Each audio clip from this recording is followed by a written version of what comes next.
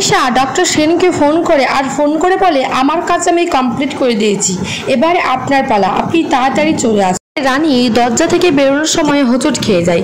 তারপরে কিন্তু রানীর মন ভীষণভাবে কু ডাকতে থাকে। তারপরে কিন্তু রানী দেবুকে বলে, আচ্ছা আমার মনটা খুব কু ডাকছে দেবু, তুই একটা দুর্জয়কে ফোন করবি, ওই অনিশা আবার দুর্জয়ের কোনো ক্ষতি করে দিল না তো? আমি ওকে কিন্তু একদমই বিশ্বাস করি না। দেবু বলে, কি ক্ষতি করবে, ও তো তোর ক্ষতি করতে চেয়েছিল, ও দুর্জয়ের কোনো কিছু ক্ষতি করবে না। তারপরে কিন্তু বলে তুই একটা ফোন কর না।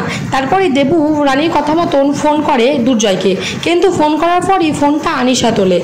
বলে, আচ্ছা দুর্জয় তোমার সাথে কিছু কথা আছে। তখন আনিশা বলে, দুর্জয় তো এখন ওটিতে আছে, একটু পরে ফোন করো বুঝলে।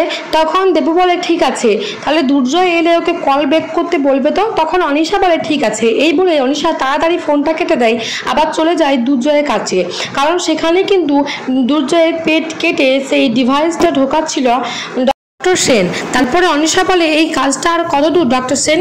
তখন ডক্টর সেন বলে, এই তো সমস্ত কাজ হয়ে গেছে, এবারে খালি ডিভাইসটা ঢুকিয়ে দেবো ব্যাস, আর তারপরে কিন্তু চিটটা দিয়ে দেবো। তখন কিন্তু অনিশা বলে, ঠিক আছে। তারপর অনিশা মনে মনে বলতে থাকে যে দেখ, এবারে কিন্তু তুই আমার বসে চলবি দুর্জয়, তুই আমাকে কোনোভাবেই দূরে রাখতে পারবি না। এই বলে কিন্তু অনিশা মনে মনে ভীষণভাবে হাসতে থাকে। ওদিকে কিন্তু রানী দুর্জয়ের কাছে একবার আসার জন্য ভীষণভাবে ব্যস্ত হয়ে পড়ে, কারণ রানীর মন ভীষণভাবে কুড়াচ্ছিল। আর রানী মনে মনে বলছিল, তাহলে দুর্জয় নিশ্চয়ই কোনো ক্ষতি করেছে ওই আনিশা। তারপরে কিন্তু রানী রেডি হয়ে বেরিয়ে পড়ে বাইরে, কিন্তু পিঙ্কি বৌদি লক্ষ্য করে যে এই শম্পা আবার কোথায় যাচ্ছে। তাই পিঙ্কি বৌদি ফলো করতে থাকে শম্পাকে, মানে রানীকে। তারপরে কিন্তু শম্পা চলে যায় একবারই দুর্জয় নার্সিংহোমে।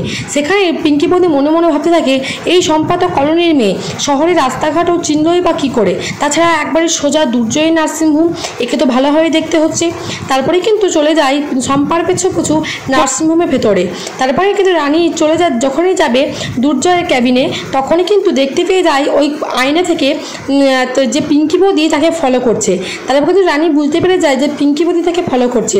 সেই জন্য রানী হঠাৎ করে একটু বাদেই কিন্তু গুম হয়ে যায়, এবং সেখানে কিন্তু পিঙ্কি বৌদি রানীকে ভীষণ খোঁজার চেষ্টা করে, মানে শম্পাকে, কিন্তু শম্পাকে কোথায় পাও না। তারপরে কিন্তু পিঙ্কি বৌদি মনে মনে ভাবতে থাকে, এই শম্পা তাড়াতাড়ি কোথায় চলে গেল। আনিশা মনে মনে ভাবতে থাকে, দুর্জয়ের জ্ঞান ফেরানোর আগেই কিন্তু আমাকে কোনো একটা বাহানা বানাতে হবে। সেই জন্য একটা কাঁচের গ্লাস সে মেঝেতে ফেলে দেয় আনিশা, আর সেটা কিন্তু ভেঙে যায়। তারপরে দুর্জয়ের জ্ঞান ফিরে আসে আর বলে, আমার কি হয়েছে? তখন তারপরে কিন্তু আনিশা বলে, তারা সাবধানে সাবধানে, তোর ওই গ্লাসটার কারণে তোর মাথা ঘুরে পড়ে গিয়েছিলি, তারপরে কিন্তু সেই কাঁচের গ্লাসটার উপর পড়ে গিয়ে তোর পেটটা একটু লেগেছে, তোর পেটটা হালকা মতন চেরা গেছে, সেজন্য কিন্তু আমরা ওখানে চিট দিয়ে দিয়েছি। তারপরে দুর্জয় বলে, আমার তো কোনো কিছু মনে পড়ছে না। তখন আনিশা বলে, তুই তো অজ্ঞান হয়ে গেছিস, তোর মনে পড়বে কি করে? আচ্ছা তুই আস্তে আস্তে ওঠ। তারপরে আস্তে আস্তে ওঠায় দুর্জয়কে, আর সেখানে কিন্তু কাউকে না পেয়ে আনিশা কিন্তু দুর্জয়কে জড়িয়ে ধরতে যায়। আর তখনই সেখানে চলে আসে দুনি, কারণ শম্পা দুনিকে স্কুলের পথে একবারই দুর্জয় নার্সিংহোমে, মানে তার বাবার কাছকে নিয়ে আসতে চাইছিল। তারপরে কিন্তু যখনই আনিশা দুর্জয়কে ধরতে যাবে, তখনই কিন্তু চলে আসে দুনি আর বলে, বাবা। এবং তারপরে আনিশা দুর্জয় চমকে ওঠে, আর রানী মনে মনে ভাবতে থাকে, দুর্জয়কে একা পেয়ে ওকে জড়িয়ে ধরার খুব শখ, তাই না? দুর্জয়ের একটা মেয়ে আছে, আর ওর স্ত্রীও এখনো বেঁচে আছে, তাই দুর্জয়ের জীবনে অন্য কোনো মেয়ের এন্ট্রি কিন্তু আমি হতে দেব না আনিশাদি। তাহলে বন্ধুরা, রানী কি বুঝতে পারবে যে অনিশা দুর্জয়কে বসে আনার জন্য ওর শরীরে একটা ডিভাইস প্রবেশ করেছে? তাহলে কি রানী বাঁচাতে পারবে দুর্জয়কে? কি হতে চলেছে তোমাদের রানী সিরিয়ালের পরবর্তী আপডেটগুলিতে? ভিডিওটি ভালো লাগলে চ্যানেলটিকে সাবস্ক্রাইব করে থাকবেন তোমাদের রানী সিরিয়ালের অল নোটিফিকেশন পাওয়ার জন্য। ধন্যবাদ।